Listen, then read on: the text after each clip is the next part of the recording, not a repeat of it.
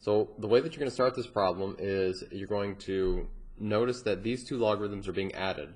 And we have a property of logarithms that we learned in section 6 that says if you're adding two logarithms, you can condense those logarithms to one logarithm, and what is inside of them will be multiplied. So it will look like this: log base 10 of x times x plus 9.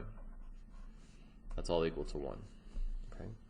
So then the question is, well, all right, how do I, this is all inside of the logarithm. So the question is, how do I get x by itself? In other words, how do I undo the logarithm? And there's two ways that you can think about this. You can think about this in terms of the, where my sticky note went?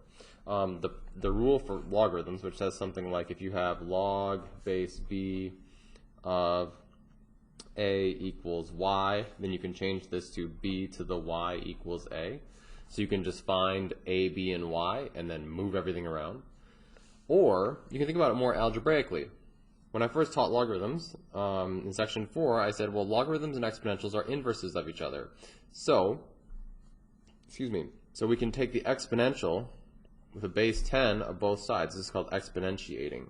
10 to the log base 10, those are inverses of each other, so they undo each other. So on the left, I'll just have this, x times x plus 9. On the right, I'll have 10 to the 1. That's just 10. Okay? So now I've gotten rid of the logarithm, and I'm down to a quadratic equation that I can solve. So I'll distribute the x here. I'll have x squared plus 9x equals 10. I'm going to subtract 10 from both sides. X squared plus 9x minus 10 equals 0.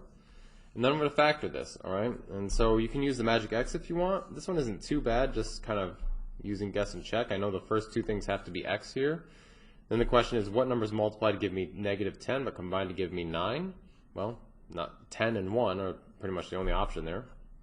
So 10 and 1. And then it's got to be plus 10 because it's a positive 9, and then minus 1 here. Okay. So then we're going to solve each one of these. When is x plus 10 equal to 0? Well, that's when x equals negative 10. When is x minus 1 equal to 0? Well, that's when x equals 1.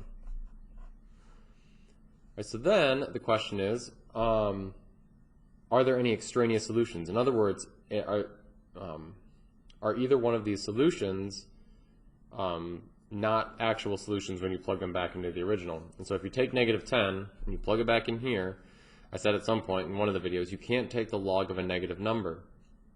So negative 10 is an extraneous solution. It's kind of like square roots. You can't take the square root of a negative number.